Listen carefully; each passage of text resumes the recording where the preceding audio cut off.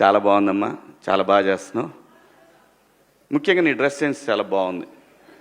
దయచేసి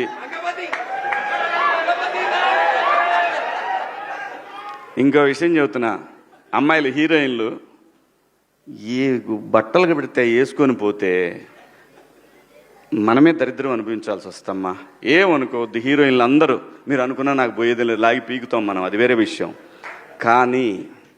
కానీ మీ అందం చీరలోనో, మీ అందం నిండుగా కప్పుకునే బట్టల్లోనే ఉంటుంది తప్పితే సామాను కనపడే దాంట్లో ఏముండదమ్మా.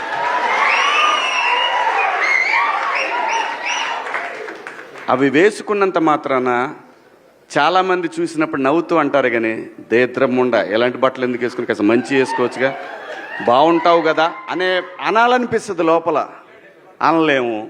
అంటే మళ్ళీ స్త్రీ స్వాతంత్రం లేదా స్వేచ్ఛ లేదు. స్త్రీ అంటే ప్రకృతి, ఎంత అందంగా ఉంటే అంత గౌరవం పెరిగిద్ది. ఈ ప్రకృతి అద్భుతంగా ఉంటుంది. అలాగే స్త్రీ మా అమ్మ చక్కగా ఎప్పటికీ గుండెల్లో కనపడతా ఉంటుంది, ఒక సావిత్రమ్మ కానీ ఒక సౌందర్య కానీ. అలాగే ఈ జనరేషన్లో ఇంకా చాలామంది, రష్మిక, చాలామంది అమ్మాయిలు ఉన్నారు.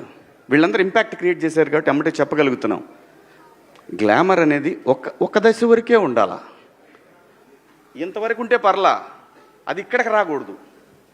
నేనేవాళ్ళే కానీ చెప్పడానికి మళ్ళీ అందరు రేపు పొద్దున పెద్ద పెద్ద వాళ్ళంతా బయలుదేరతారు, మాకు స్త్రీ స్వేచ్ఛ లేదు. స్వేచ్ఛ అనేది అదృష్టం. ఆ స్వేచ్ఛని కోల్పోవద్దు. మన గౌరవం ఎప్పుడు పెరుగుద్దంటే మన దేశ భాషల నుంచే మన గౌరవం పెరిగిద్ది. అందులో ప్రపంచ వేదికల మీదైనా సరే చీర కట్టుకున్న వాళ్ళకే విశ్వసుందర కిరీటాలు వచ్చినాయి. Thank you so much.